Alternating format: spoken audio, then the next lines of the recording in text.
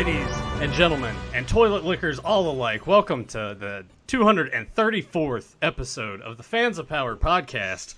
I'm bitter as hell, Nathan Kennedy. I'm here with Joe, who can wear a mask for 2 hours once a week, and most of you can't wear it for 20 minutes in the store motto.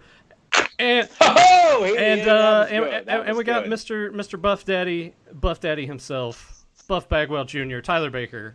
Gentlemen, how's it going?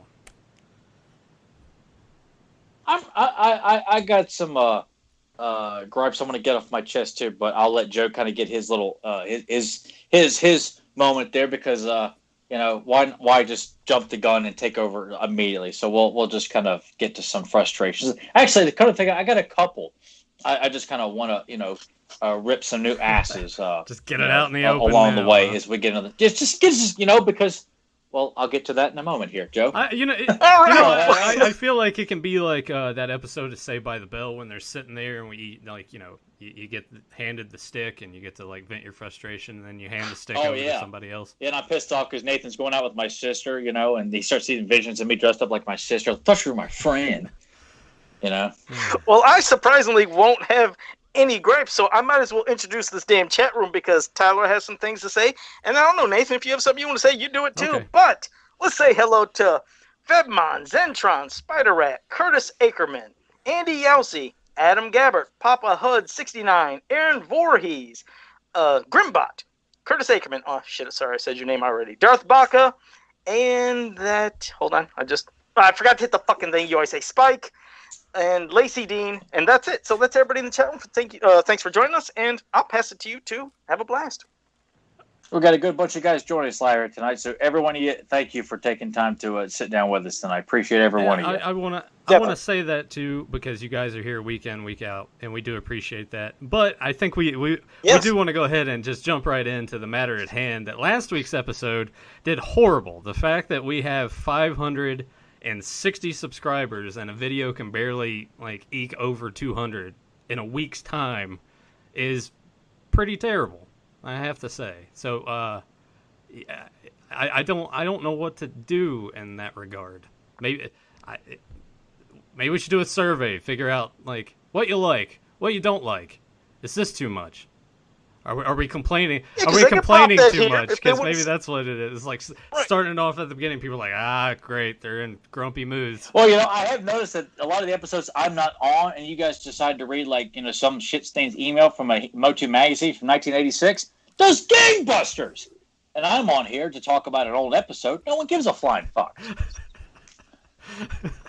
So I like to call out the 560 subscribers. Well, obviously we have some loyal people. The people that are in here with us tonight may not be with us every single week, but enough to they are devoted listeners and genuine fans of the property. They're not your casual bullshit fans who get a shirt from Hot Topic and buy the latest trinket that they find at the local Walmart and subscribe to a group and constantly share pictures of, hey, look, I got a pop, people. It's amazing. Still got those on? I'm going to do a review of this pop here. You still got those on display? Some shit like that. I actually took most of my Funko Pops and packed them up because I. Well, that was given me by a guy I work with. He knew I like He-Man and he bought it for me as a Christmas gift. Beanie Babies. That's all these Funko Pops are. They're just like Beanie Babies in 10, 15 years. And I'm sick of them. I'm sure you'll go to a flea market if we ever get out of this COVID shit and. You're just going to see Funko Pops everywhere, people charging out the ass, and it's people have already moved on. I know it's still a big thing now, but I'm just looking down the road. I don't know. Whatever. Go ahead, Tyler. No, but it's just, the last few weeks, and I told myself, when I had my complete mental breakdown a while back, I was, I come back because I want to talk He-Man, and I love being with Nathan and Joe talking about it. I'm not gonna I'm gonna quit because nobody watches. No. It's very disappointing that we have all these subscribers and the vast majority are not watching. Well, I think the bummer about it is you see the sub count go up and then we do pretty well for a couple weeks and then it's just not good for a while and then something else will happen and it'll pick up. And I know that most of it has to do with we haven't had any new news. There's nothing like big, like, oh wait, I saw the New Day Masters of the WWE Universe, just that figure on the peg. So hey, Wave 3's out there. Go get it if you can or want to. I wouldn't mind. Just maybe we should have made that the title for this episode, and people would turn out. Yeah, droves. Like, oh my God, they mentioned a new piece of shit. Knockoff He-Man toy on the shelves. I got to see what they have to say. Okay, well, that's great. I'm gonna go look at my own ass for the next 3 hours. It's just a bummer, and I know it's a bummer for all three of us because Joe made it known that he was disappointed with last week because he thought last week's episode was really good and we all enjoyed it and had fun. And it's just I don't know. It's true. I mean, I had a blast. I always have a blast, but last week's was really fun. And for those who are listening now, be sure to go back and listen to it if you haven't already. But that's why, yes, if you're not a fan of this podcast, you're an asshole. I'm calling you out right now. But that is why, like we almost said earlier, if you know what, let us know kind of things maybe you would be more interested in hearing more of. We're going to talk about everything regardless, but we are curious, what is it that makes you really want to, tune in and listen? Do you just like our banter? Having fun? It's like hanging out with us? Or do you want to hear more of the toys, the cartoons? I do like to know what is it that really attracts you to the show. I think it was Zamir here in the chat room. Thank you for joining us. He actually said he did enjoy listening to us reading off the stuff from the Masters of the Universe magazines with the letter sections when we gave people shit. But I don't know. And Eric Sanchez, well, he just gave applause. Thank you. But no, I would like to know the things that really suck you in. And yes, we do. It's just like Tyler said. Of course, we know anytime it's recent news, whether it's on the toys or something with a cartoon or movie, bam, people will flock in. But, there's something that's always kept us here.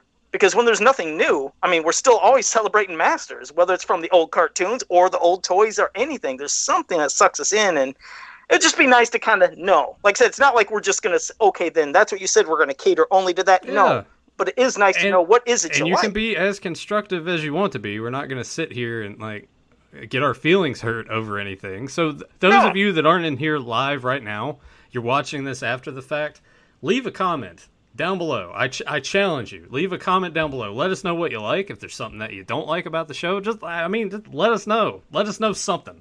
Anything. Please. Yeah. Please. I'm Doug Stanzo. Please. Yeah. It's like we're guys begging chicks to show us their tops. If anybody knows what we're talking about, there's a really lame ass Too Hot for, or there's Girls Gone Wild tapes. Yeah. God, they were just so lame. I'm glad that beg an 18-year-old girl to show her tits. Yeah, that's. And you know what the thing is? People in the chat room said already, Spider Rat said it, and Curtis Ackerman both said they really enjoy just our banter, just back and forth, bitching or just having fun. But they really enjoy our banter, which we do appreciate. I've heard it from time to time, not much, but at random, I'll get a message from somebody who says they like the commentaries, they like our character bios, that it makes them excited to go check out an episode, stuff like that. And it's nice. It does affect somebody here and there. And we actually do. We actually do have a comment on last week's video. I'll get to it later. That is actually a positive, one good positive to take from last week's failure of an episode. I feel like we. I've been attached to some of the failures because the ones that I haven't been on have done a lot better. And maybe it's a testament of my presence on this podcast. People maybe because I am the more negative of the three of us. I think it's quite clear. I'm the angriest.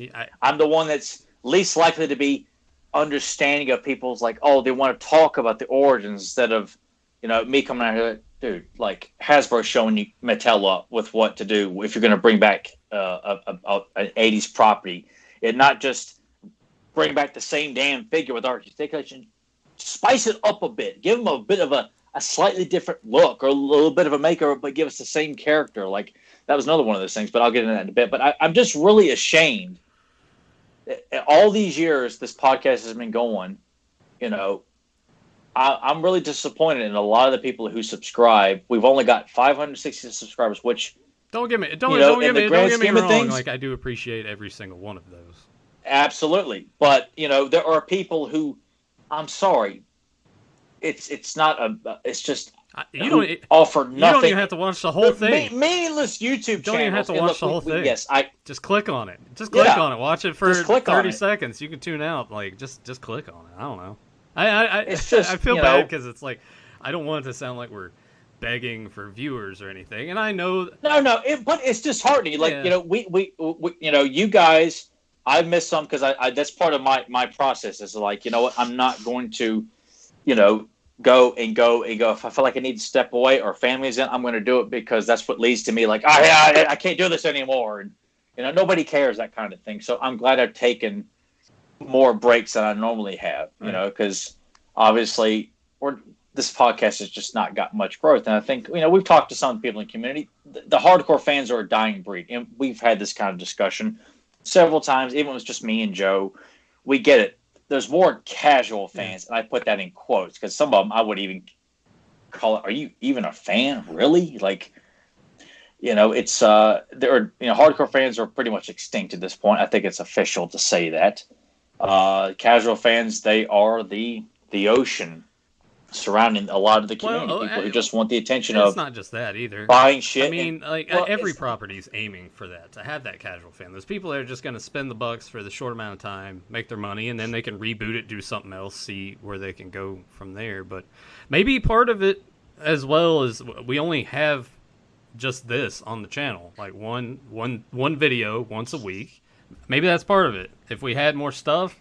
But I wouldn't, at that point, I wouldn't even know what to do. I have to say that we have tried 2 other podcasts, and you guys have tried other podcasts too. And, I mean, to the point where we're doing multiple podcasts a week, and no one gave a rat's ass about any of the other content something that's different than like a podcast talking head format kind of thing. But at the same time, I wouldn't even know what to do. Like, what is Joe going to do a video once a week where he showcases a figure, and it's like a 5-minute long video? Like, there's like 70 other people that do that. Like, what's the point? But Joe has done that. It didn't help our YouTube channel, though. It didn't help the podcast. Yeah. I mean, I don't know. But even though like Joe would do those videos, he wasn't promoting Fans of Power. He was just like, I got some of the little loyal subjects. Watch me open them. Or I got this, and I'm going to thank this person. Yeah. Like, for his own, thing, just kind of sharing stuff. It wasn't to help the podcast. I mean, Joe has even, look, we all know Joe has got a tremendous following on social media, and if Joe can't get more people to like take time to listen to this podcast, it's like but they subscribe to Joe because he loves He-Man. That's what people know him for. That's why he is a celebrated person in the community, is his affinity and passion for He-Man, the Meteorbs, and various other things. But God, it's just like people would just assume go walk off a cliff. And obviously, yes, I'm being ridiculous when I say that.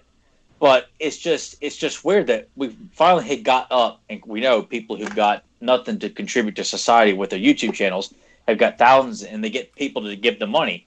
I balk at the idea of doing a Patreon or something like that, asking people to give any of us money to give you content we've given you for free when we're just doing this out of just passion. Yeah. Like I think it's ridiculous, and I wouldn't entertain it for a second. But to have like more, hey, we'll if you give us money, we'll do a commentary for this. Like, but we've done commentaries for free. Yeah. Like, it's just ridiculous. I mean, I get it because those people are in a position where they. It's just I wish people look. If you people don't like what we're doing, damn it, be vocal about it. If you do like what we're doing, damn it, be more vocal about it. Well, if you give 2 shits about it, be vocal about it. It just, there are too many, unknowns out there. And last week's, like, I didn't lose sleep over. All right. But I looked at it like, you know what? It's the episode that I was on. I suggested those ideas. No one gave a fuck. We did the Clamchat Ninja mini comic. Nobody really gave a fuck. You guys did the mailbags and the magazines. Not that it was like 1,000, but it did better than the ones I suggested. Right. I don't know. When we have a guest on, actually the last one James was on didn't do as well. Like normally those do a lot better too. And that's what's confusing. It makes it hard to pinpoint and figure out. But anyway, we'll go ahead and kind of segue off of that. I feel like we ranted enough and we got it out in the air. I do want to say Legends of Grayskull said, awkward time to come in. I still mourn Beyond Retro and Capes and Commentaries. And that was fun to do. Oh, you're the only person. I mean, they were fun to do, but it just reached a point. It's like, well, yeah, we couldn't get anybody to give us the time of day, man. I mean, we know we're a very low quality podcast, and there's people out there who have high production value, but you know what? They don't have anything intellectually stimulating, interesting, or funny to say about movies from the 80s and 90s, current day, from video games or toys or comics. It's bad jokes, or they're just pointing at the obvious, and you're like, oh, this is great. I need to see more of the obvious. Like, but I guess it's a personal taste. I demand more. I need more content. I need more details. I need people who are actually funny and not just acting like a bunch of goofy 4-H camp counselors where their jokes are like saying the most like, "Ooh, he said, ass, balls." Ass. Anyway. Ass or something like that. Well, that's the extent of the humor. And once again, to the chat room, this is not an attack on you guys. You guys are here week in, week out. No. Nothing to do with you. No, the people that Joe and Nathan read off, like I remember everyone's names, and people who don't join us live all the time. I'm aware of the ones who still listen to us and those regularly. Guys that leave comments well after the fact through the week. Those same few guys. Yeah. No, this is not an attack on you guys. That's not even 100 people. We're talking about the many other several hundred people who subscribe to our channel and don't watch, don't contribute, and I don't even know if they let Joe know anything. It's just they probably subscribed it because they talked about the new He-Man toy. They talked about the new cartoon that may or may not come out. The live action movie that's certainly coming. I got to subscribe for more updates on that shit. Hey, man. It's still coming. It's still coming. Anyway, we'll move on past that. That way Joe can actually say a few things. Was there any news this week other than me finding a New Day figure out in the wild that I didn't buy? Yeah. The only other thing is... I think they said, "What do you want to vote on an upcoming Origins figure?" And they showed the shadows of 4 characters, and I don't know if that was important or something. So that's one thing. Man-at-Arms without a mustache, because you know what? That's just gangbusters right there. I can't wait to vote on the Man-at-Arms variant for God. I'll be honest. I swear to God, if it's Snake Man-at-Arms, I'm punching whatever I see it on.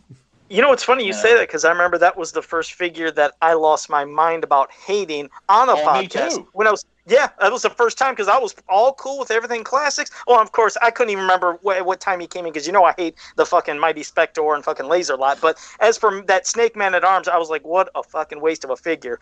But it's funny, you were showing your Funko Pop He-Man as, just a joke, but I guess Walmart, I don't know if it's the end of this month or next month, they're going to be getting in some special package where it's for whatever reason, glow-in-the-dark He-Man with a He-Man and Battle Cat T-shirt package. So that's the only new stuff. All right. If the T-shirt is just the ones they package with them. I don't want to say it. Because you already know what it's going to look like. Well, it's just going to be the Funko Pop He-Man and the Funko Pop version of Battle Cat. Now, if they were to on a T-shirt, they've done they've done that with a few things. And once again, if you like Funko Pops, all the power to you. We're not attacking people personally, but that's our opinion. First, I think we're all over the over merchandise shit. They don't put anything that's interesting out in merchandise anymore. I mean, it was cool at first, but then it's like once every property, here's some Wonder Years Funko Pops. I'm like, nah, I'm out. Like it's just too much. It's too many. It's too much. But if you like it, good on you. Good on you. Yeah, that's why I bought one of those Jason ones a long time ago. There was an exclusive super mini Jason little Funko Pop. And I was like, I don't care about the shirt. I just want to get the Funko Pop Jason with my obsession on that for figures and stuff. So, but you're right. People like them. That's great. So that's the only new news. That's all I can think of. If there was something else, sorry. I mean, trust us. We're hoping that, I liked that time period for that few weeks where things were getting announced. Here's a voice cast. Here we got this. We got this. And it was nice to just talk about the new stuff, but when there's just nothing going on, then it gets kind of rough. I wish something else would drop, but obviously in this current climate, we're not going to get much of anything, I wouldn't think, for a while. Well, even if we do, I don't think it's going to be anything earth-shattering. No, people. It's really not. I think you can clearly say what's that? I didn't mean to interrupt, but Legends of Grayskull did make me remember something. I posted it, and I guess people knew it about a month ago, but everybody got emailed about it. There's these mini, I guess, little Masters of the Universe figures. It's something geared. Well, it's something that is maybe geared towards kids, but I always see collectors wanting them. Where it's like a small little He-Man, Man-at-Arms, Skeletor, maybe Beast-Man. God, I can't remember the four, but it's like a 4-pack. Has Castle Grayskull in the back. A cool little thing, I guess, if you want to get for your kids, or if you're still wanting just to collect everything. That was the other new thing. Oh, wait! Hey, we can talk about those Fisher Price little people things, whatever the fuck those That's were. what I meant. That's what I meant when I said it. Yeah, little people. What are those things that they're like loyal subjects that I noticed were starting to pop up in Walmart stores that were still the mystery bag thing, but I think they were smaller than loyal subjects? Are those fucking keychain things? I think know. those might have been the keychain figures. I don't know. I forgot on half the things. Maybe for your kids for those Fisher Price things, but Joe, when you posted that, I was like, "Are you kidding me?" I had to do it. I didn't post anything. They're babies. They're babies. But yeah, if they like them, cool. What the hell? So Legends of Grayskull said that. I think my little boy loves them. He might be talking about something else with 2-packs. Hell, I don't know. How about we talk about one of these goddamn stories? Because now I'm forgetting about all the new stuff. But which story did you want to start with? Because these are two different ones, and I'm not going to say they're completely horrible, and I'm not going to say they're completely great, but it's stuff from the past. We'll see how it is, and we'll get to one of these suckers. Well, which one did you guys want to do? Did you? If you want, why don't you start? You want to do the Faker UK story, or do you want to do the Submarine Mystery? Go ahead. You can start with Faker. Start with Faker. All right. Well, there it is up on the screen. I can already tell Tyler was not impressed with these. Wind strikes. He doesn't say anything, so that's a clear indicator. Wind strikes the Faker is only 6 pages long. How exciting would the show be if we all said this was a great fucking story, or even both said, all three of us said, it was still pretty good, could have been better. We got to have people that if Tyler doesn't like it, he can say why he doesn't like it. But it is from issue 10 of this UK magazine, and I'll be honest. I mean, if I was a kid, hell yeah, this is what's great about in the UK. Like I said, they kept getting shit way after we did, and I think they did 72 issues of these things, but each one of these magazines came with 3 stories in each. So they weren't the biggest, most epic. Some were a little confusing. Some might have had some grammar problems, which I believe this one did too. But a lot of them, and I'm not saying all, the thing is, even if this Faker story seems a little silly maybe, or a little rushed or convoluted, like it wasn't really descriptive, what they did sometimes, or most of the time, is they would have these characters then appear in another issue to explain more. Now, I'm not saying all of them did that, but some would just advance and keep going about this character. So the other thing that could detract from some people who have never read these, and even for those that grew up with it, is the black and white. We've talked about this many times, like, God damn, how many pages got to be black and white? And it's like, you never see him as the blue Faker. And then when you do at the end, he finally shows up, it's a couple pages. I was like, I think it would have had a more impact the second in this story where he turns and he starts changing back to what he says is his true form. Because you could see how they draw it, it's like darker, and you could tell he looks more evil, but I felt like it would have made more of an impact just seeing it all in color. Aiden Cross is somebody who really specializes in these, and I know he spoke with people that have worked on the stories, the art, and everything, and I should ask him sometime. I can't remember if he really explained why a lot of these were black and white. I know some people say, okay, yeah, maybe to save money, and then some of the color choices are weird, as you notice when you're reading. It's like, God damn, why are some of the color choices? Why does Beastman look like this? Why does this person look like that? They have weird things, but I admit it was different. It was a different story. I can appreciate what they tried, and I'm not putting it down completely.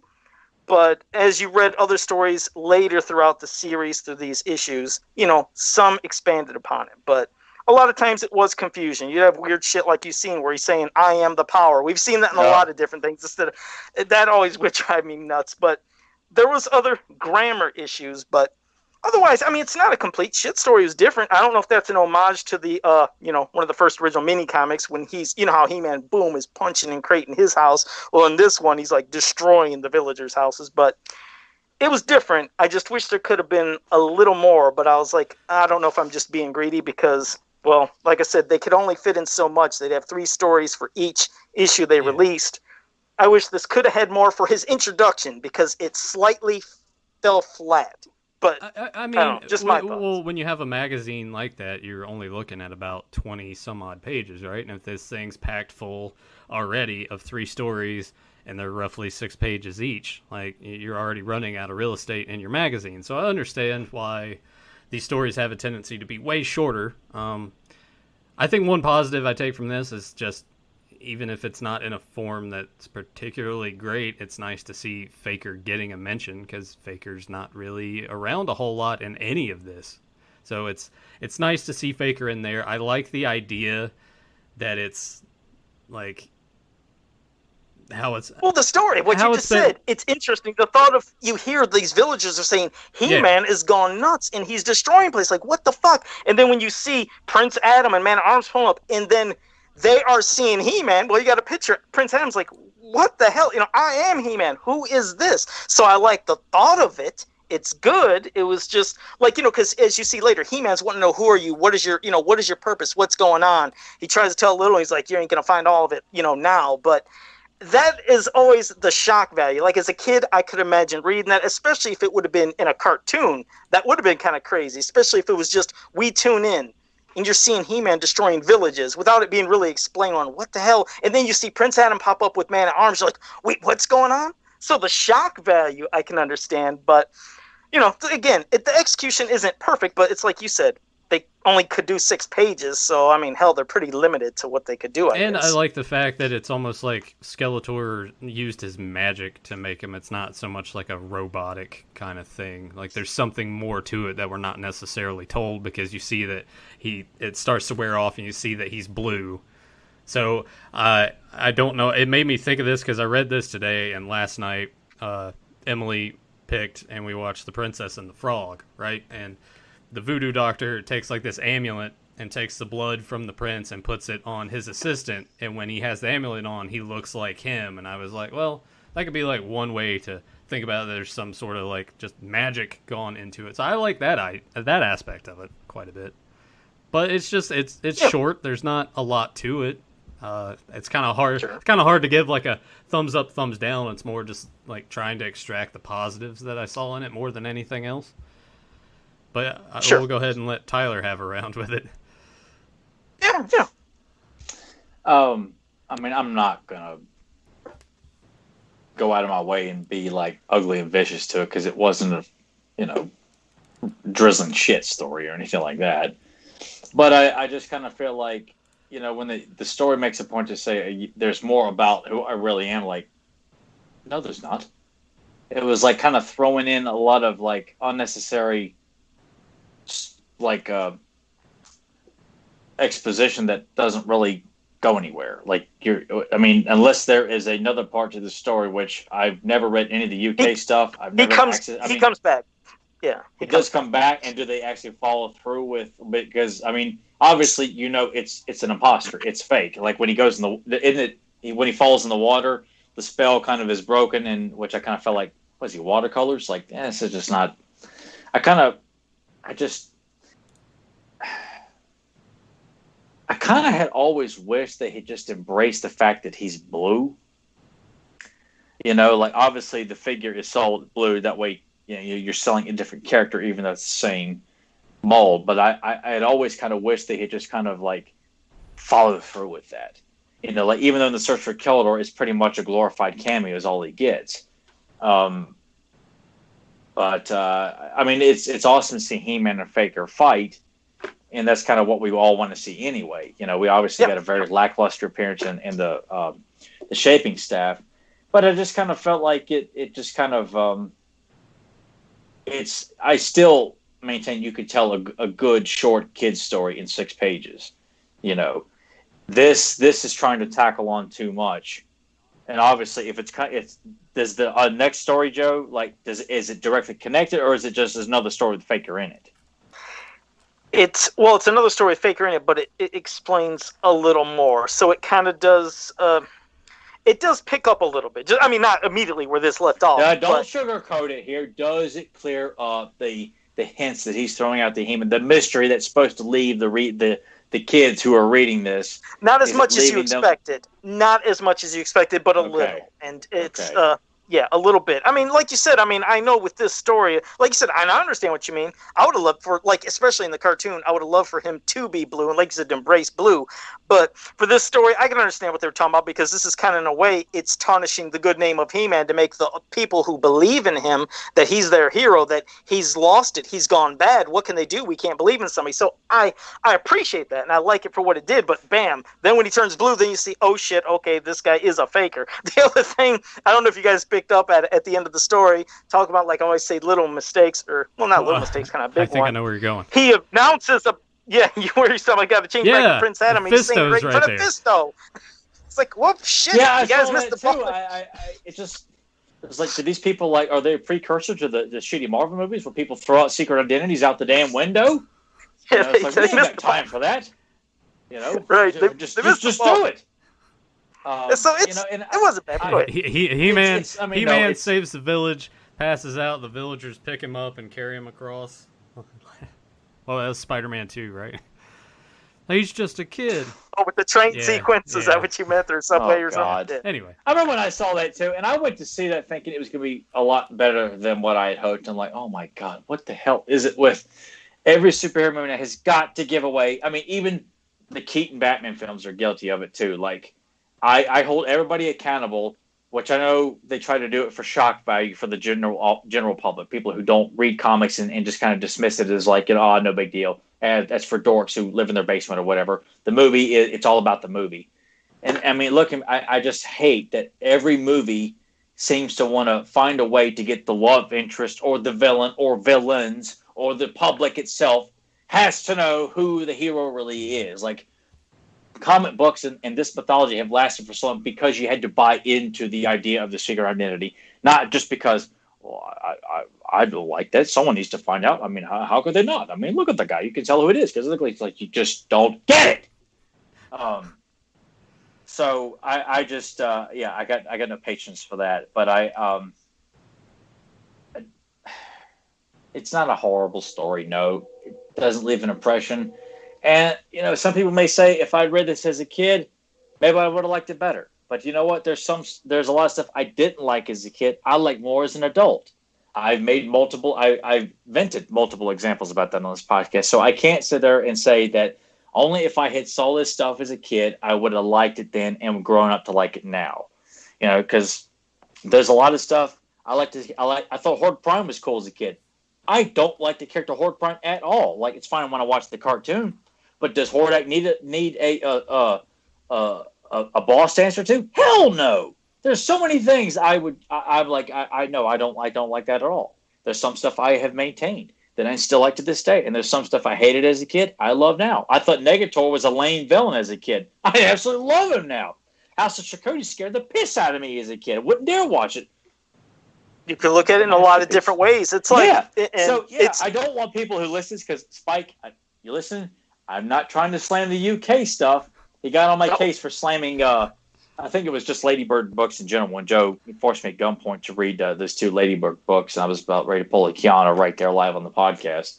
So I don't want people from the UK to think I'm dumping on the UK stuff, because I've looked at several pieces from the UK. I think it's amazing that them in Germany, and I think Italy, or continue to get this stuff to kind of piggyback on what Joe had said. And I think it's awesome. A lot of the cover work is great. I just never was that interested to kind of, because a lot of the stuff wasn't actually available to actually read through. I think a lot of it was just pictures of the stuff. I can't remember if He-Man Elric has got like full scans of every page, because it's been a while since I've tried to look up the stuff. Because I was curious to actually look up, because I look at the covers. Ooh, I wonder what that's about. I wonder what about that story is. But I don't want people to think I'm dumping on anything. Unless it was made in America, guys. It ain't new. Oh, hey, I'll give you an example on that, Tyler, not to interrupt you. And it's something that at first when I said it to a lot of people, they were mad. They were mad that I said this. But then when they went back to really read what I was talking about, they said, you might have a point. Now, I'm not pissing all over here. I ain't pissing all over the first mini comic that some people consider as the Bible and Grail of all Masters of the Universe, and nothing exists past those four. But I said, have you guys ever really read them? Because just like you said, as a kid, great art, loved them.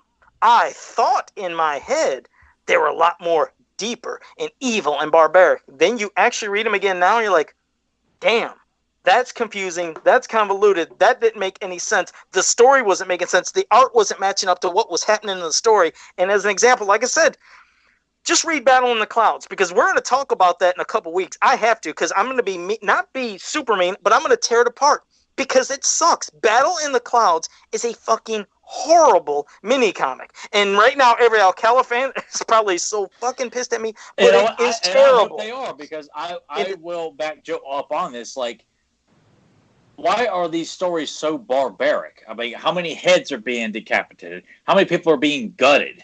Like, when people say these 4 stories, now look, the artwork it's great. There's no disputing that. No one is arguing that. But for the people who the stories don't match, actually, there's I'm not gonna, there's a guy who's done some He-Man artwork for me. He loves the Alcala stuff, so I'm gonna make sure I acknowledge him. If he's listening, he knows I'm talking about him. Because he does artwork in this style a lot. So let me just assure I'm not attacking people who love it. It's just those stories. It's mainly about the stories. Like, I love He-Man the Power Star. I will say that. I genuinely like that story, even though the beginning, I hate the beginning. Like, when I got that mini comic when I was in high school and saw it for the first time, like, He-Man comes from a jungle. Like, what the hell is this shit? Like, I just thought, like, this is, I don't know what to make of this. But I was so accepting of, like, okay, this is the beginning. Things obviously evolved, and just kind of put it aside. But I just found that to be a bit kind of a head scratcher. He-Man coming from a tribe, and his name is He-Man. And I just, obviously, as we all know, the lineup was evolving like every second. But I just don't understand why. If you like the artwork, that's great. But the stories themselves, and even the artwork that's given to you, is not conveying anything that says it's more mature, that it's more edgier, that it's more, nut busting. Because, I mean, look at him. Like, I can give you a lot more better examples of mini comics later on down the line that are pretty damn edgy. There's actual fighting going on and a more coherent story, And me and Joe have talked a lot in private too about how people are just, that is the Bible. And look, it's all right to have your favorite He-Man artist. Like, that's great, because if that's the case, then yeah, I think that's a solid choice. But for those 4 mini comics to be the Bible, I think they need to go back and look at the Bible. See, because you're right. Again, the art is amazing. Don't get me wrong. The art is amazing, but a lot of times the art doesn't match up with what's happening. And also, we have things in our head. It's like you said, maybe as a kid, you thought this was really happening, and you just haven't went back to read. And then when you read again, like, I guess it didn't. And my biggest point that I always bring up is, people love to say, I missed the original 4 comics. You remember how badass Merman was? He was so savage that he beat the shit out of He-Man and ripped off his power harness. I'm like, did he? And that's why I always bring up Battle in Clouds. And that's why in 2 weeks we're going to talk about it. I'm like, he didn't do that. Guys, he didn't do that. If you looked at that and read that mini comic, Merman did not engage in an epic battle and rip off He-Man's power harness. How did that come to pass anyway? What? How he took it off him? No. I mean, like, why are people under that general assumption that that's why? Because the image, there's an epic image of Merman standing with his foot on He-Man's chest and He-Man's bare chest, and Merman's holding his power harness, and that in their head, they think that Merman beat the shit out of He-Man and took his power harness. They said he was just as strong, and that's how savage it used to be. I was like, never happened. Never happened. So in 2 weeks, we're going to talk about that one. You guys might get pissed at me, but I have to do it just so you can get it out of your head that this wasn't as barbaric and as evil and as just, like they always say, it was like Conan. It was never like Conan. I don't know where you got that opinion, but we're going to do it in 2 weeks. Joe's not being a nice guy anymore. Unsubscribe. It's like you. But so that's it. This story, it was okay.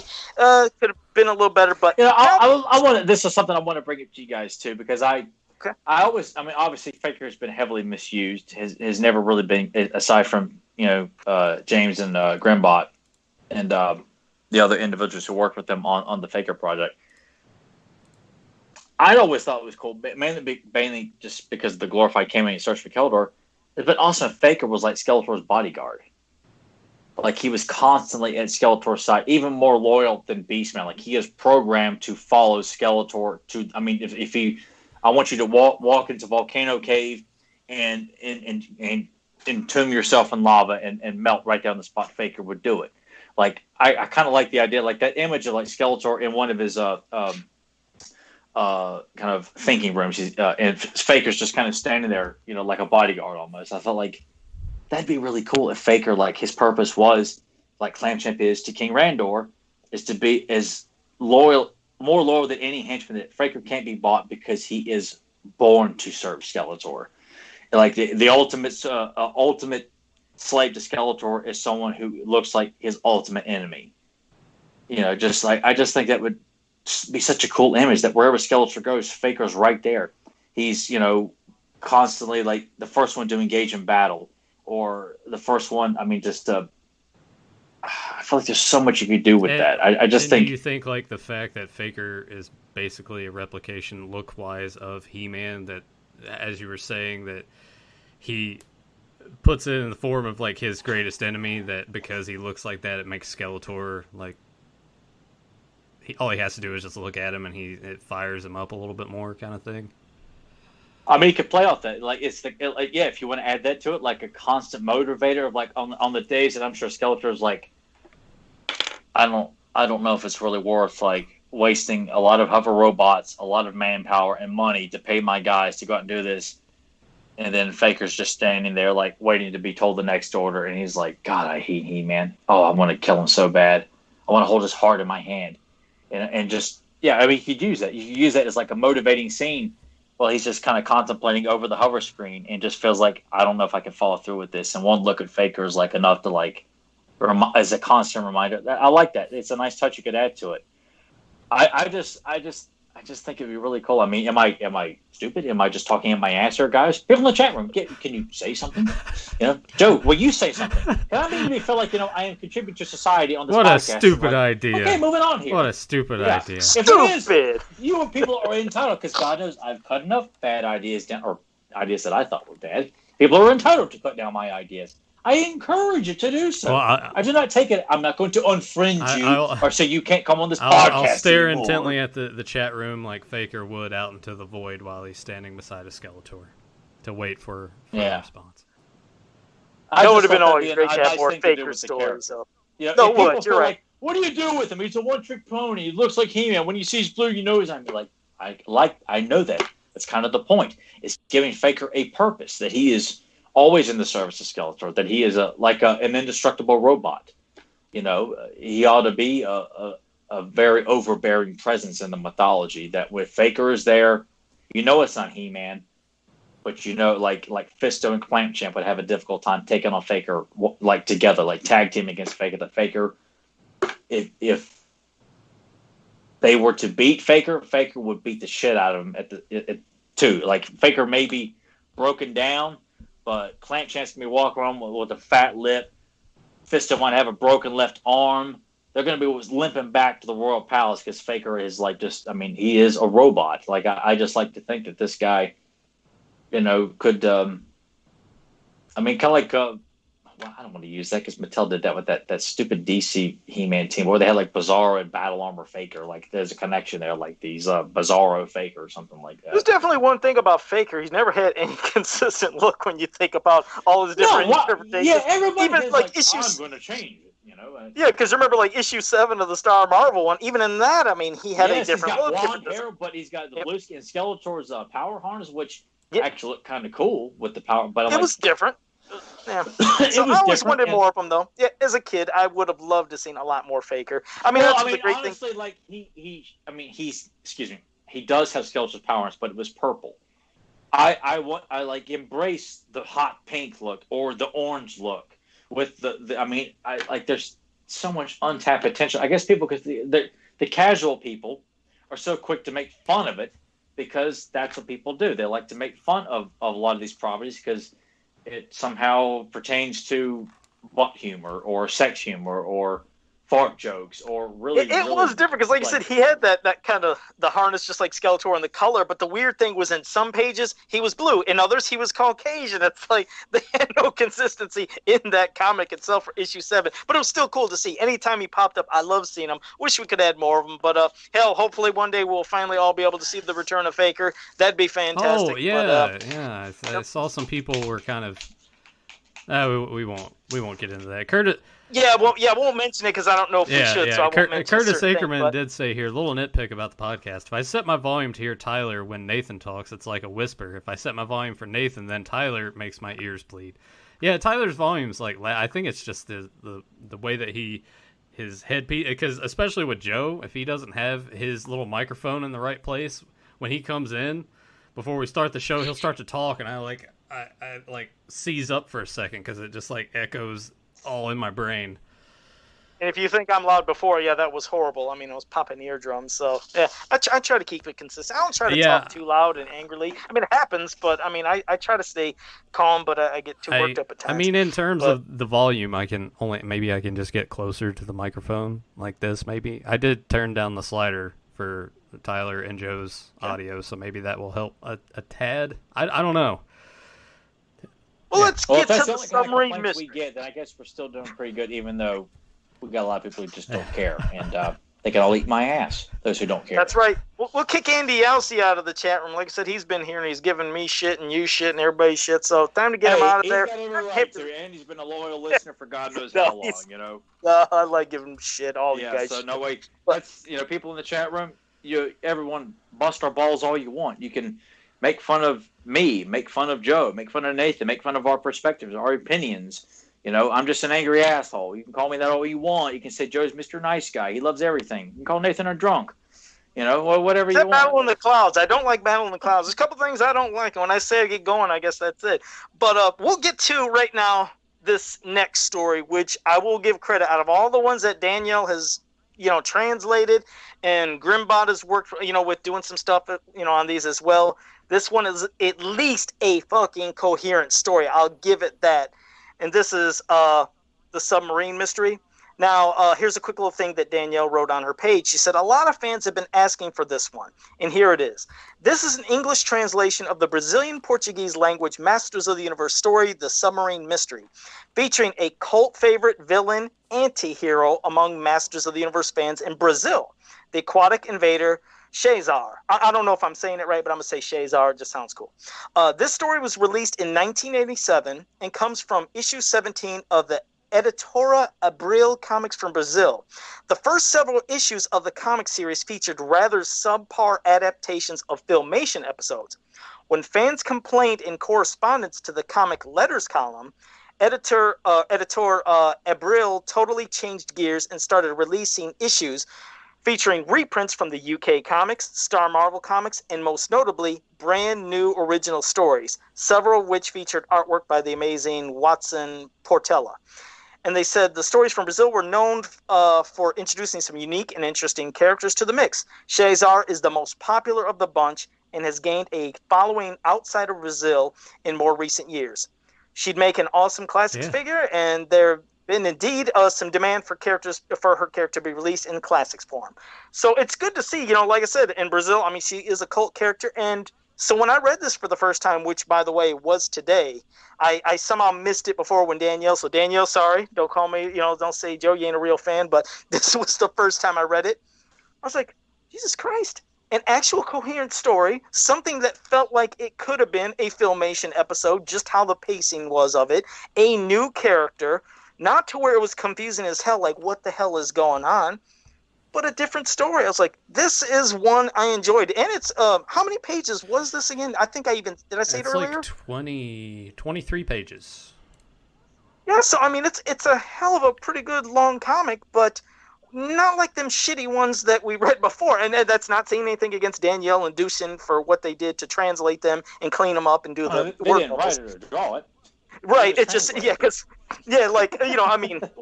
appreciate what they did all the time and effort, it's like, the other ones just sucked, but this one I was like, I could have fucking seen this being an episode of Filmation. I clearly could have seen this being an episode, and it did have a unique new character and a good story, and I appreciate it. I was like, this one I actually enjoyed. I didn't shit on it. The other ones I did shit on, and I could say I kind of enjoyed shitting on them, but this one I thought was okay. Joe enjoyed just spreading his cheeks and just taking a big old dookie all over everything. No, I like. One quick thing, not to interrupt. I'm sorry, real quick, Nathan, not interrupt you. I'm sorry, but the part where it comes to about these girls later, and then the explanation about it, I was like, "Am I getting out of it? What I think I'm getting out of it?" But I guess we'll get to that when that part comes. But you go ahead. I'm with you on that. I enjoyed it as well. I like the art throughout. I thought the art was very solid. I do like the new character. I think she would also make a great classic. I thought she was very appealing to the eyes. I like you get He-Man in the water fighting sharks. It's got a lot going for it, I thought. And a surprise of Skeletor at the end with the Collector. I mean, kind of like out of nowhere, because I didn't expect that happening. I thought this was going to be a Skeletor-free comic. And for him just to pop up and the Collector, I was like, well, shit, that's kind of cool too. So it shows that when these people, obviously, like I said, were at one time the only thing they were doing was taking Filmation episodes and then drawing them into comics, which people weren't enjoying. At least it shows they're fans of Filmation, so they understand certain things that people like. And like we said, the pacing of it felt like an episode. Some of the color choices, again, like with Beastman, and I even think Fangman, I think was maybe somebody in one of those panels, but he looked green. But I was like, I think that was supposed to be colored Fangman. like lime green, yeah. Yeah. So the colors, they had those color errors, but otherwise pretty good. But I'm sorry, Nathan, I didn't mean to interrupt you. No, you're good. I think if I would have done one thing, because all of a sudden it's just like, oh, well, here's Skeletor and the gang. I think they should have, since this is mostly pertaining with water, if they could have had Merman in here at the beginning to sort of be the guy, sort of see something weird's going on and then goes back to Skeletor. If you're going to have Skeletor in here. They should have done something like that early on, but I'm trying to get, because I'm flipping through it some more here. Go ahead, Tyler. I'm flipping through it again. Go ahead and give some of your initial thoughts. I don't feel like Skeletor should have been in the story at all. I kind of feel like. I agree with you on that 100%. Yeah, sorry, go ahead. Yeah, I don't think he had a really legit purpose. Honestly, I kind of felt like this is very unnecessary for Skeletor to show up for this item that we're given in a panel. Like, okay, what the hell is this? Like, why is it so important? And we're just supposed to kind of go. And obviously, yes, we maybe think we're digging too much into a children's story here, but that's what we do about these stories and this property. That we do this. If you don't like it, go to hell. So I kind of feel like his place is just like, it wasn't necessary. It was, I liked the character of Shizar. I loved her design. I kind of like the idea of thinking like she was going to be a villain, like someone who is taking women, which kind of makes it feel like, is she a hybrid herself? Is she a hybrid of, which obviously if her real form is a fish, but she takes on the form of a humanoid fish lady, but they need actual human women to procreate with her male species. I feel like there's some questions that are maybe we don't really need to have the answer, but I kind of feel like could have been tweaked a little bit more to kind of give a little bit more substantial logic behind her reason why she's doing this. Because I kind of felt like, well, if her true form was her human form, so that the male species can mate with human species and they create beings that look like her, okay, that makes sense. But if her real form is this floppy fish, I'm not quite sure how that works.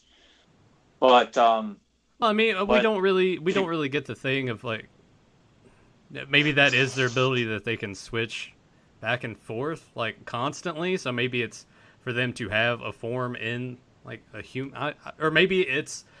I almost feel like they didn't. I feel like how her initial look.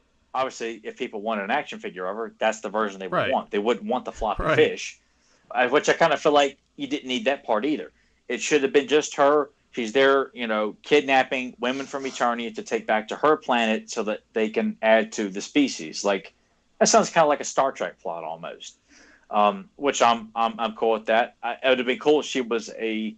I almost felt like by the story was over, I thought she'd make a great villain, but she'd also make a great love interest for He-Man. Because I like the idea of He-Man having multiple love interests, like a lot of superheroes have.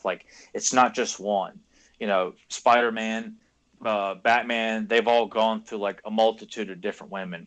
Some of the bad girls, some really good girls, one-night stands kind of thing. I think it'd be cool to have a underwater female that is really attracted to He-Man, whether she's a villain and constantly invades Eternia because she wants He-Man to be her king and rule the underwater kingdom with her. Maybe Merman, with the counter off of what Nathan said, Merman is attracted to Shizar, but she wants nothing to do with him. So he's I'm going to kill He-Man, or something like that. You could have if you had to have somebody, Merman, yes, logically would have been. Skeletor needed no part I agree at all. It should have been either Merman is an alliance with her, and she realizes her mistake, and he's like, "Well, we agreed to do this." Oh, you know what? The hell with you! I'm going to kill you and He-Man. If you could have done that way, you could have done some. It is not a bad story at all. I'm not saying that at all, but I think it's a good idea that could have gone in some different directions. Skeletor's part just needed to be axed. Yes, it was cool to see Fangman and the Collector, but it just served no purpose for what this new character was about. Like, I think you could actually have a lot of fun with this character. Like, I really like the idea of adding another female that could be a possible love interest for He-Man. You got Frosted, you got Teela, various other women that he's come across. I think of like Lady Valtira having, kind of a, even though she loves her husband, but you kind of feel like she kind of eyes He-Man. Various other women as well, that I think there's a lot of fun to be had there.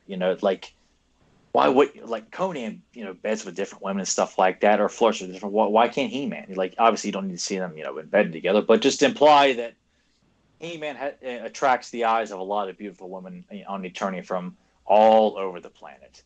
And it'd be cool if this was somebody who actually was from the seas of Eternia, a race that no one knows about, because it's great to kind of build up how vast the planet of Eternia is. Like, I think in some instances, that people think He-Man is a legend, like Tale of Two Cities or something like that. Where, Joe, am I talking too much here? Am I boring you? Don't go ahead. Go ahead.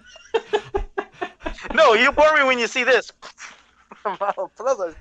Okay, but Daniel. I remember Danielle said, if you don't like this one, I'm going to kill you. I'm just going to make clean and simple. I'm going to kill you, Tyler. Did she say that? No, not in those words, but she was going to be very, very disheartened. This was one. If you don't like this one, Tyler, then I don't know what else to do. She does practice witchcraft. I'm sure she she got some stuff. She probably got like a voodoo doll of you somewhere in her house. She can bring her own damn cauldron, park it outside my parking lot out here, and we're going to go at it here. You know what? Because I got a power sword here, man, so I'll kick her ass. Oh, man. Challenge is laid down. I can't wait to see how she responds to that. But you know what? I like the story, so Danielle can't be casting, voodoo curses on me or anything like that, or going over her bubbling cauldron and have her little minions, I want you to get one of Tyler's fingernails and a lock of his hair and a piece of his turkey burger and a water bottle that he drank from. Put it into the cauldron, and we're going to come up with the ultimate faker version of Tyler, where he thinks everything is great. Oh, that would be hilarious. Decker should have been a multiple. King Grayskull is the true ancestor of He-Man. And Masters of the Multiverse is one of the best comic book series to come out in the last 20 years. Oh, yeah. And I could see her doing that just to piss me off. No, it was, like you said, it was not bad. It was a pretty good story. No. Hell, even how it started, if you notice, which I got a little laugh out of it, how we always joke, you notice on every episode of the cartoon and Filmation, when they're working on something, hey, I'm working on a new thing, and bam, it always is being used in that episode. Well, they're working on a new ship. Hey, let's see if we can try it. So they even did that little thing as an homage to the cartoon, which I got a little kick out of. But this was a fun one, and this is one that, I would have loved to read this as a kid, because, like, as an adult right now, first time reading it, pretty damn good. It wasn't a shit one. I actually enjoyed this more than the Faker story that we read earlier. That's academic. I mean, this is 23 pages. It's fleshed out more. The story flows better. Like, the Faker story is 6 pages. Like, there's only so much you could do with that. But even so, I still say a good story can be told. It just depends on what kind of story you're trying to tell. If you're trying to tell an ambitious story, then don't bother with 6 pages. You need to be able to tell a story that you can pretty much. Yeah, but you got to think of the constraints that they were at. Like, all right. Here's this magazine. Like I said before, the magazine itself's only 20 some odd pages. This right here makes the point quite clear in 1, 2, 3 panels here. We got a 3-panel story here on this cup. I got everything I need to know by Mossman trying to say. Boy, I wore the shit out of my cups. I got one left. Just to let you know, I had all 4, and it's sad for me to say because I have everything from my childhood, but 3 of those cups got worn to shit. I can't remember which one. I only have 1 over there from my childhood. Who wore the hell out of those? I drink them and read them and turn them and just rub the shit. But you know what I'm getting at here. Like, you think the staff involved with the magazine gave 2 shits about the kind of story they were trying to put out? I think it's safe to say. I mean, when they wrote the Star comics, they didn't give too many. I mean, occasionally you would have a writer, but yes, I think it's no one is arguing that these people didn't treat it as like I'm writing Amazing Spider-Man for Marvel Comics, or I'm writing Action Comics or Detective Comics. No. We clearly see that some people obviously care more than others. That's what we should do one week. I don't know. By the way, we should Tyler should just have longer hair and wear like a different shirt and be like Faker Tyler and just be like overly enthusiastic about everything, that would be pretty great. Because Spider Rat just said, so Faker Tyler is a hippie? Yeah. So that's where he's getting that from. That's the Faker Tyler, I guess. But yeah, it had to be a little bit more extreme than that. I had to be lazy, could care less. But then I felt like I would have to be upbeat about all this like horse shit that they're constantly dumping out and say it's great because there's He-Man merchandise out. I'm like, oh, it sucks. Like I have to be over enthusiastic about everything. And you need to be all the shitty Walmart t-shirts. Yeah, you need to be wearing the shirt that says "Do you even lift, bro?" That'd be fantastic. Anyway. Oh yeah, or like get those published to the vet because they're sick. Yeah. That shitty shirts that 80s T sells. Like they have some really cool shirts on there, but God, expensive. They must just hate He-Man. Expensive too. Yeah, expensive. Shitty He-Man shirts, but they've got like cool shirts for Bloodsport, Silverhawks, and various other properties. But man, they've got some of the shittiest He-Man shirts. But I don't get it. I think what Joe? No, I was gonna say after that, I think we're done with this comic. We'll get to questions, but go ahead. Yeah, one last thing I guess I wanted to say. I agree. I think she'd make an excellent classics figure, and I like the part here when she first introduces herself to He-Man, and then you go to the next page. I really like that shot where she's like, "Now you will know my power." So quickly going from like very attractive and beautiful, like, that intense panel of her, like that's what made me feel like God, she'd be a great villain. Yeah, like someone who just really wants He-Man to be with her, but she's a vengeful woman because of it. I just think there's so much fun to be had. It's like there should be more evil females on Eternity than just evil Lynn. I like to think of her as, but because she's crazy about He-Man, it's like she wants to kill him, but she also wants to be with him at the same time. Like you can have a lot of fun with that. People, am I wrong? People in the chat room, people who care. Like, am I wrong? Can any of you in the chat room right now? Any of you guys felt that you could have a lot of fun with this character? Please, I'm begging you. Please, somebody say something. It's plenty of possibilities. It's like you said before. You get more female representation on the brand, so it's almost just a win-win situation. Yeah, I think it's great, and that's something I feel like He-Man never gets credit for. Well, because people are too busy making fun of it. Is that all the wonderful female characters on this? And you think with the way people are looking for agendas to have something like, I've got to defend this and I've got to defend that because there's no strong females in this, and so we need to demand recalls and deconstructing this property because it did blah blah blah blah blah. And all can't say that when it comes to Masters of the Universe, it wouldn't work. No, you can't. But they don't have time for that because they don't see it as a legit property. Because it doesn't have a piece of shit movie being made or anything else. One day it'll happen. We'll get a movie someday. Straight out of Minneapolis, Minnesota, right now. Yeah.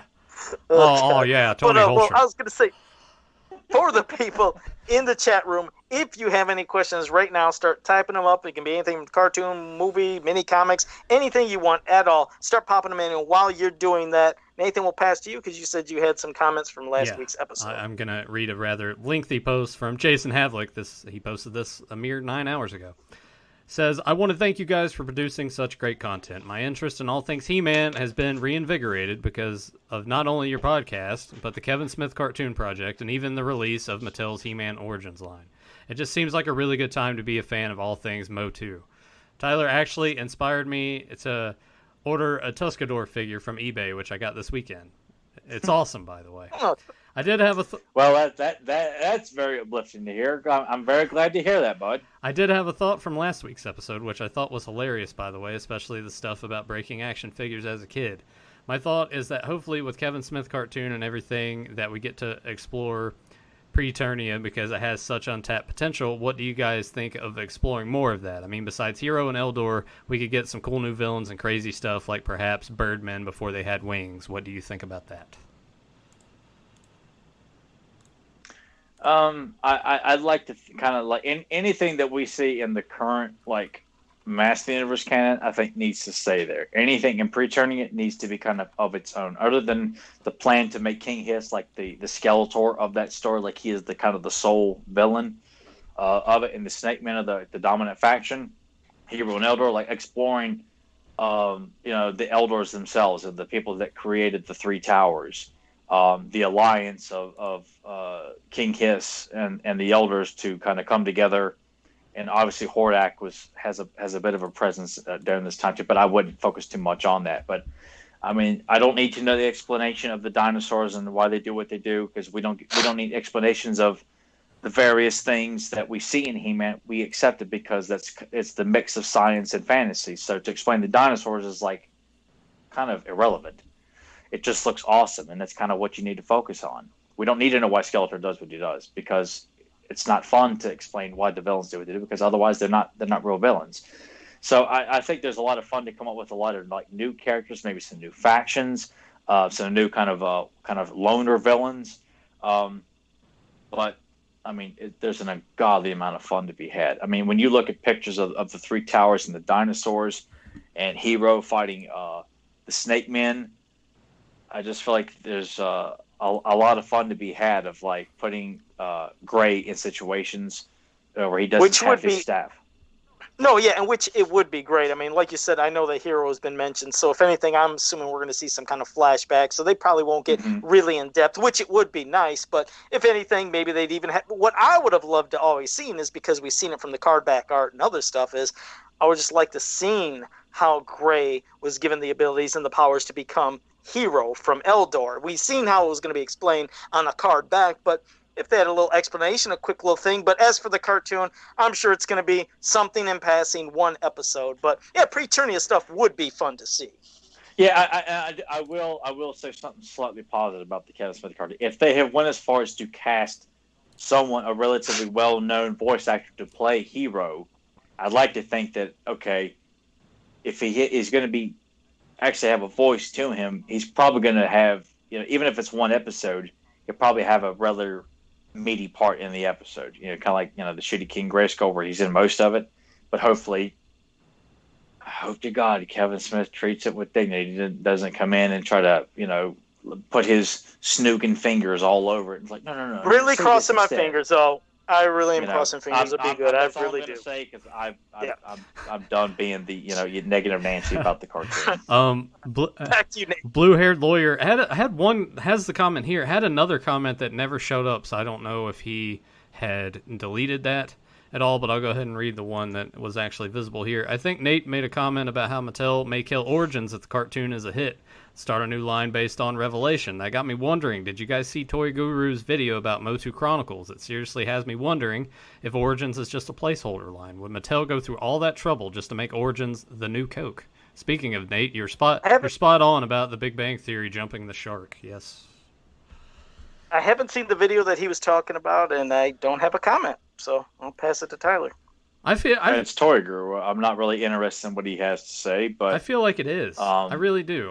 It feels. I mean, and it probably is a testament to why it seems like such a lackluster attempt at putting He-Man back out there. Like, it's not doing anything groundbreaking. It's not. I mean, is it? Like, I just don't get the logic behind it, other than it's just putting the same figures that we all own out there. Like, that's why I was impressed with Hasbro's, like, obviously the classified line is fantastic, and that's kind of what I was hoping we were going to get with He-Man. Not the case. And then they released the retro 3 3/4 line. It's the same characters, but the molds are a bit different. They're not the exact same figure. Again, on slightly different card back, it's giving us a little bit more different. It's Storm Shadow with a little bit of a variation to them. We get the Bears, a little bit more of a variation. Snake Eyes, like, that's what I wanted with this line. I didn't want Skeletor that you can move his damn jaw. Yeah, but man, you can get the variation of He-Man, like constipated He-Man. Yeah, with the squinty eyes like this, Yeah, yeah, but think about this though, because you said Hasbro with the G.I. Joe line and which classified line is cool. I like it quite a bit.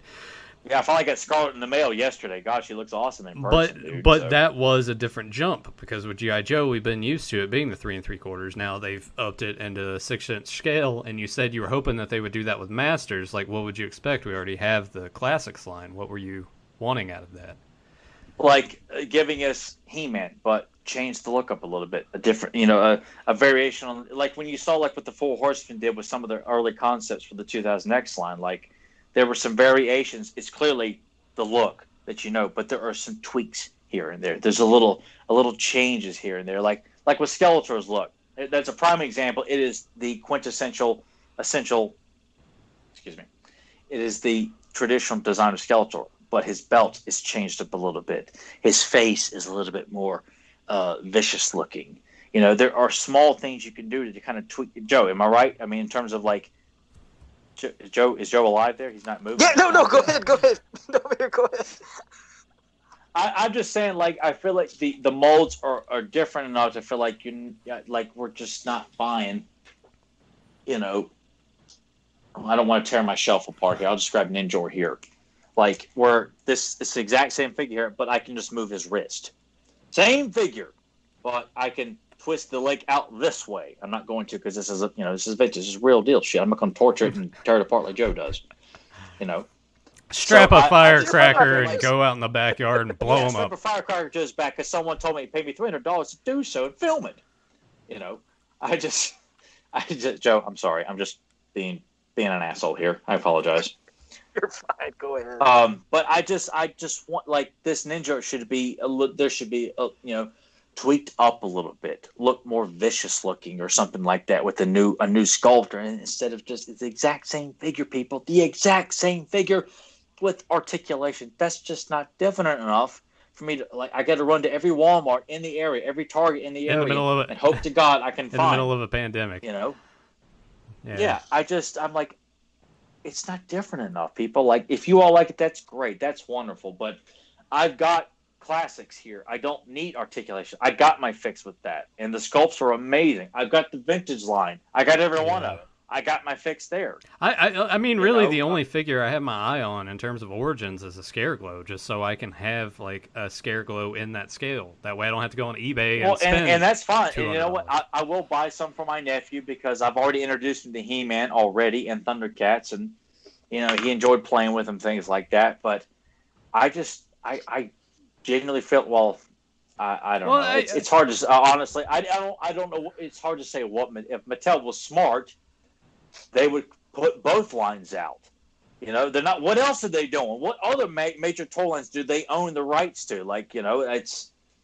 I mean, why not? At this rate, if they're gonna do Origins, why not just re-release classics and put those on the shelf? Why not do that too?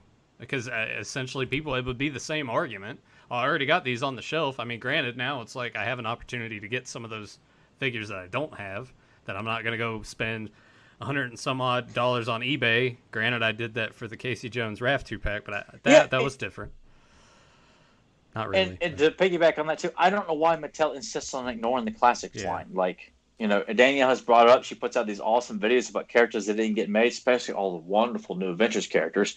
Like, why did they continue to ignore that line? Why not release maybe 4 figures for the entire year? And just make it like you got a subscriber, whatever, and just keep that line going. Why not have multiple avenues of He-Man? Like Mattel, that is your major like boy brand property that you own. Like why is it just got to be one and done? Like obviously, look, I'm not going to pretend like I know the ins and outs of the toy industry. And Mattel, I think everyone is struggling. I think Mattel is not doing that great initially, toy wise anyway. But I just kind of feel like. Why not capitalize on it? If they're going to sell Fisher-Price He-Man stuff and little trinket things, like why can't there be multiple action figure lines? There are multiple Star Wars lines. There's multiple G.I. Joe lines. We're seeing it right now from Hasbro. And there's multiple Marvel lines, multiple wrestling lines. And the Star Wars line's doing pretty good. You got the 3 3/4 inch, and you have the Black Series, which are the 6-inch. Like, why? That's what I'm saying. Yeah. Just do Origins. Do the classics line over again. If you're just gonna keep regurgitating it out there like that, do that. Because if people, a lot of people didn't even know classics line even existed, since it was like you had to sign up and do all this for it. If you put it out there on the shelf like you're gonna do with Origins, someone will walk by, oh holy shit, this is cool, and just buy all of it up anyway. So, or the scalpers will just buy it all and then put it on eBay. Oh yeah, put it on eBay and then charge it like it came out in 2012. When it didn't. I don't know. It's weird. Pop culture sucks. Sorry.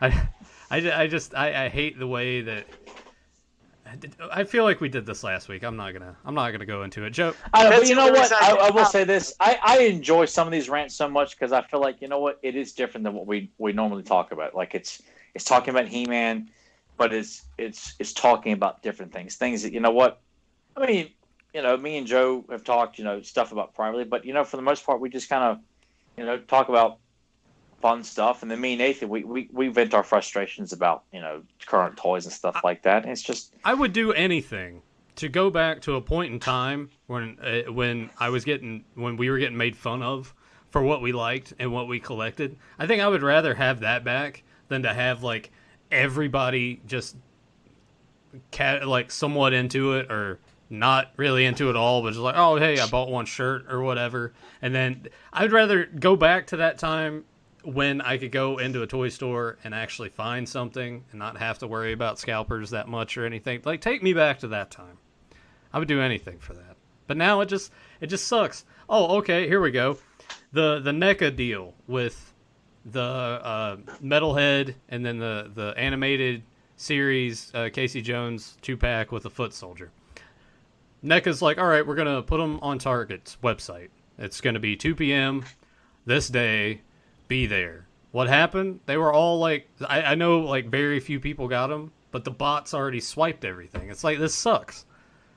Like, we're in the middle of a pandemic that's not going away at all, and you expect me to just like go to these stores, travel 30 minutes out of the way in hopes that maybe something's on the shelf? No.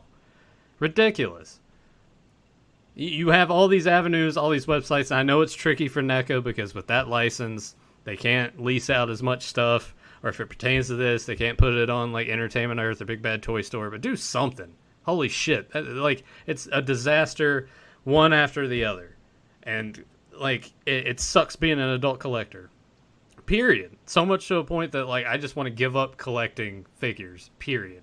Unless I run across something in the store that no one's bothered to pick up for whatever reason. That's what it's like now. If I go into Walmart and I'm like, holy shit, this is on the shelf. No one's bought this yet. It's like 6 o'clock in the afternoon. I figured this would have been gone at 8:30 in the morning, right when the doors opened. So some other asshole can show it off on their YouTube channel. Like, fuck. It sucks now. Sorry. Anyway, we got any other questions in the chat room, Joe? Well, now we'll go. That's right. Chat room. Adam Gabbert, earlier in the week, he was asking me something. At first, I was like, I don't know what the hell you're talking about. He was like, he wanted a new name insert for his Classics Merman. I was like, but what are you talking about? I was like, you got to send me pictures. And this leads to something because it is kind of weird. I was like, send me a picture. And he sent me a picture of his carded Classics Merman. The name insert said Scareglow. I said, could you get a very close-up picture of this? I got to see if this was open because, I mean, you know me, I can make card backs from scratch and make my own carded classic figures. So I was like, could you show me it? And he showed me up close. I didn't see this thing being open. I was like, Adam, don't open that damn thing. I was like, because I don't know if there was a run when Scareglow came out, if they accidentally popped a merman on a card back. So that's why I'll leave it to the chat room. I don't know if anybody heard about it, but he just wanted me to he wanted to thank me for talking to him about it because that was an interesting thing. And I've heard of weird error cards in name inserts card. I don't know if you, Tyler, or Nathan heard of it, but that was bizarre. Yeah, I mean, that kind of stuff does happen from time to time. And then, of course, you run into the thing where you go. This happens a lot with wrestling figures for whatever reason. You go in there and someone has like bought that figure, taken it home, like carefully opened it up, swapped the figures with something else, and then returned it. And then, you know, the people that work there don't give a shit. So they're just like, oh, put it back on the shelf. So you'll end up with like a Seth Rollins card, and it's got like a Jax fucking Draws figure in there or something. Draws. Yeah, some weird stuff. Jeez. So I basically told him just to leave it alone because it just looked different. Just couldn't really tell. I was like, I don't know. If it hasn't been open and that thing's an error, Adam, just go ahead and put that on eBay. You'll probably get like $1 million for it. People love their error stuff, but I told him leave it alone. I said don't open it. Fedmon asked if any of us read the I Am Skeletor Little Golden book. It's 100% Kildor free. Yeah, I own that. It was a fun little story. It's like those. Remember, those are not just golden books; they're little golden books. So they're made for kids that are like 5 years old. Yeah, I always liked Golden Books and those things as a kid. Yeah, so I could see that. By far the best. I could see that being like a fun read. Yeah, it has nice art. I mean, the art is actually pleasant to look at, so that is good. So yes, I have read that Fedmon.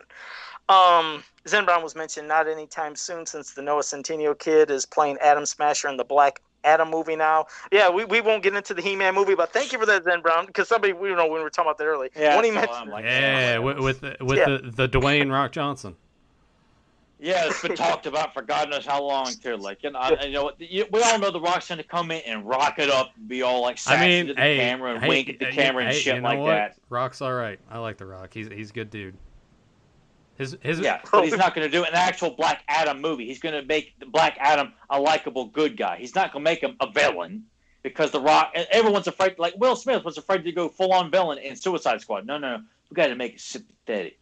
Deadshot cares about his daughter and shit. Because you're Big Will. You got CDs and shit, Fresh Prince DVDs to sell. I mean, you can't afford to be a full on bad guy. The Rock's going to do that. He ain't got the balls to play an actual hardcore villain. I dare him. I would go see The Rock play an actual hard-ass villain. Not someone who's got to wink at the camera or say something cute and funny for the kids and the general public. No, be an actual badass. I will say it again, The Rock has got potential to do something, like physically, yes, but he refuses to do anything without gags and one-liners, and they're all bad. And I've seen it, Nathan. I'll never forget Nathan talk me into saying, piece of shit, the Scorpion King, Hey, man. Hey, Michael Cole on SmackDown said it was like, and Jim Ross was saying it too, talking about it was like the #1 movie that weekend, doing really well. I told you about it, and you're like, I'm going to go. I'm like, all right, man. Mark. Now, to put it in context, Nathan has always been very vocal about what he doesn't like about wrestling, and we both were just like, we don't think it's going to be very good. And he hits me up on a Sunday afternoon on AOL Messenger trying to tell me, it's getting pretty good reviews, man. I had nothing else better than you know what? At the time, I liked The Rock. I genuinely did. I went and saw it. I'm like, oh my god, what a piece of shit this movie is. I heard all about it the next day. Oh, it's great. I can't believe you fell for that. What a dumbass. Eric Sanchez said those cover artwork on Golden Books were awesome on the books. Had a couple growing up. Oh yeah, Golden Books always had amazing ones, especially if you're talking about some of the soft cover ones that Earl Norm and Gino Diachile, the ones they did, bam, spot on. So yeah, those were always some. Haven't heard that name in a while. Did you do this show when you said that Dino Diachile? Yeah, you got to do it. You got to put your hands like that. I got to do it. I'm allowed to do that. Curtis Ackerman said, at some point, can you guys review the Golden Discs of Knowledge with a discussion of the Council of the Wise and the Cosmic Enforcers? I don't like that episode. I don't like it. That's a no for you, Curtis. Maybe in the future, we'll see. Well, no. I just don't think it's a very good episode. We'll do it the next time that Tyler's not on, and we get like 750 views, and it'll be great. No, don't do that. Don't wait till I'm gone to do it. Like I will be a good sport and do it. I will. No, but that's I'm just saying, like, that's why we haven't done it, because. Well, it's not like Joe's been aching to do a review for it either. But Tyler, But Tyler, see, like, if we do that on the week that you're off and we do it, then the video will get like 750 views.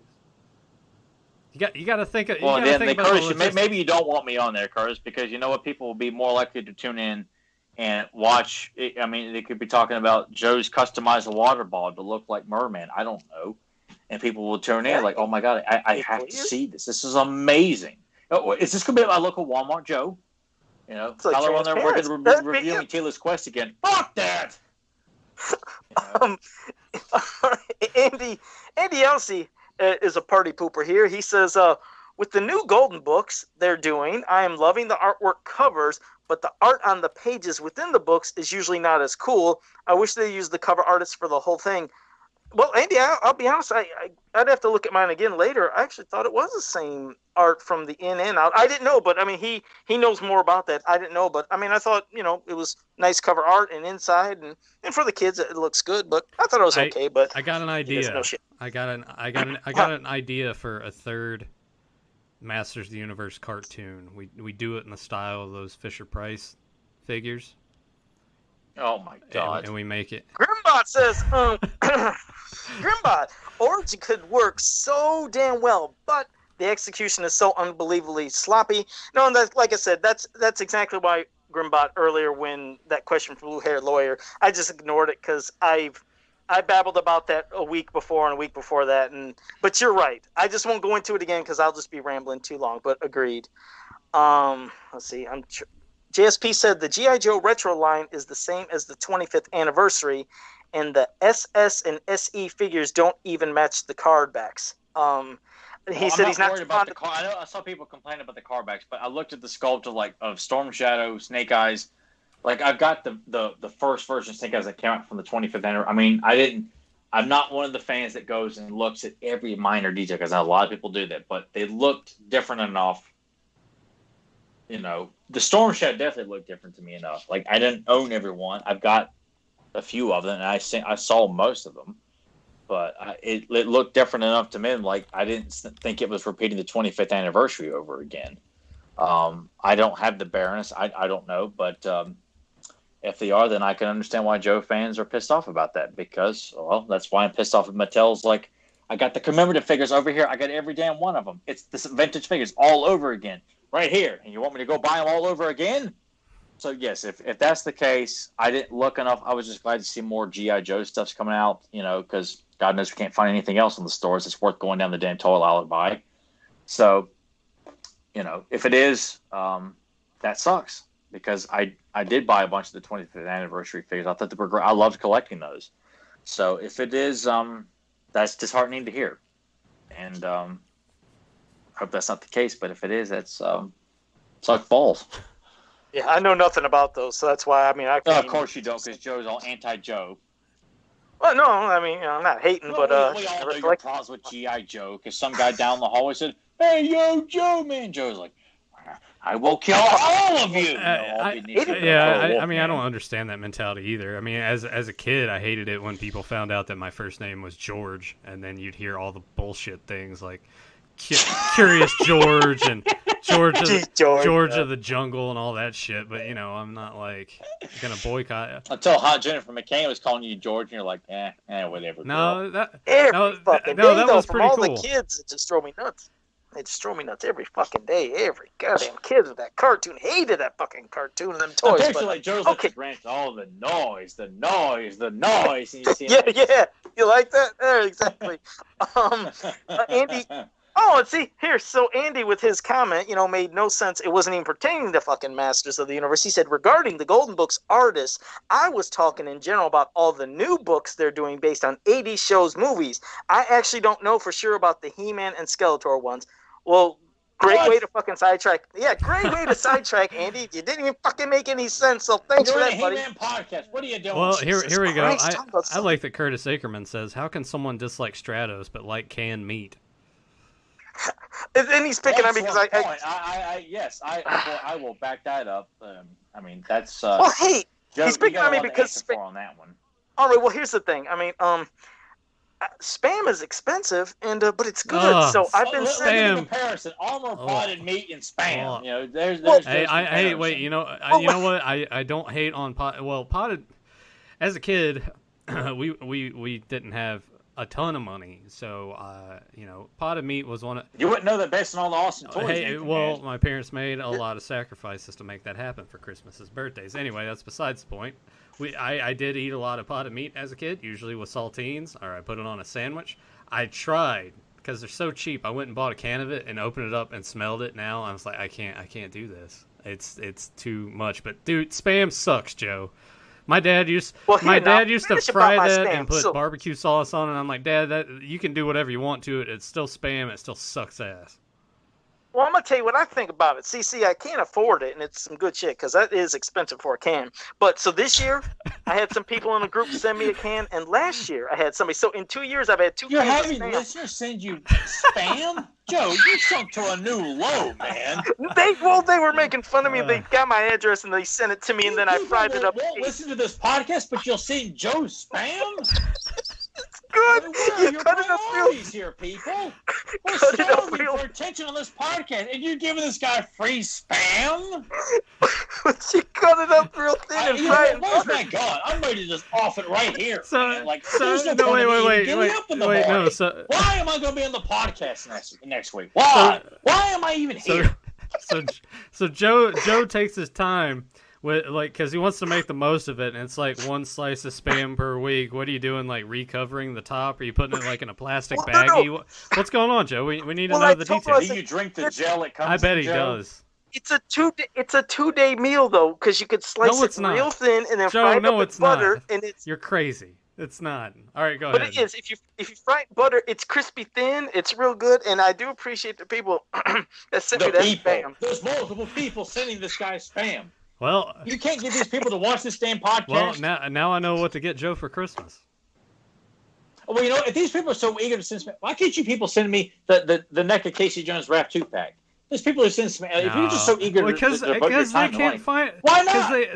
If they think Joe's a charity case, I'm a charity case. Can't. I don't have any of the current Ninja Turtle NECA stuff. Because Tyler, they can't find that 2-pack in stores like the most of us. Spam is everywhere. And Joe can't get it. And see, Papa Hut 69 said, "You see, you got to fry the spam." He agrees with me. So thanks, Papa Hut. It's real good. Adam Gabbard. You know, that's a popular thing in Hawaii is spam. Like they love it. Burger King. Yeah, they love it. Erica says like that's a big. I mean, she likes spam too. That's a big deal in Hawaii. Like you go to Burger King, you can get the spam burger in a Hawaiian burger. I'm like, God, that's amazing to know Eric that. Sanchez are saying Vienna sausages are the best. I worked with a girl that used to. I worked with a girl that used to eat Vienna sausages like every day. And guys, I always say this isn't set up. I didn't mean to interrupt you, but I haven't tried this yet. Right next to me here. I have spam spread. I haven't tried this yet, but this was How is that just sitting beside of you? That was sent to you. Yo, man. But I haven't tried the spread yet, so I don't know what is this? Any good. Joe's probably going to brush his teeth with it. I haven't opened it. Maybe I'll try it tomorrow. What are the odds of that? I was just looking. I was like, shit, I haven't opened the can of spread yet. It looks like a can of cat food. It probably will taste like it too, because I was like, oh man, I can't fry the spread. But oh shit, what are the odds of that? Why does Joe? I feel like he secretly finds a way to. He probably like Joe's kitchen's probably behind the camera. No. Joe's actually looking at his kitchen. He probably bring it over. He probably messages someone that's always in the chat. It's like, all right, bring this up in the chat room so I can bring it up. I have it sitting right beside of me. Anyway. The odds are crazy. It happens every week. There was a girl that would eat Vienna sausages every day, and she'd walk up to me after she had like half of the can, stand right beside of me, and she'd be like, "Hey, you want one?" And I'm like, breathe right in my face, and I would smell it, and I was like, "You go no," I was like, "Go back into the corner and shove some more wieners in your mouth." Anyway, is she hot? No, Joe, she wasn't. No hot girl is eating Vienna sausages and going, "Oh, you want?" Hot girls just don't do that. They just don't. You want one? Anyway, Adam Gabbert in the chat earlier said, "Hey Nathan, nice Scareglow shirt. You guys can also own one of these too if you check the link down below. I got this from Joe's shop on TeePublic." So, and just to let you guys know, that was all completely redrawn. I redrew the whole thing, so that isn't just an image popped off of something else. That was completely redrawn. I mean, that's the only thing. I can look at an image and redraw it. I can't draw shit out of my head. But yes, I redrew that, and it came out pretty well. Check out his store. Any more of those Bruce Tim arts you're going to load up there, Joe? King Randor, we got Squeeze, you got Blade. Any of those? Any ones I do, it'll all be redrawn. But yeah, it's like I said, they're just something usually just momentarily.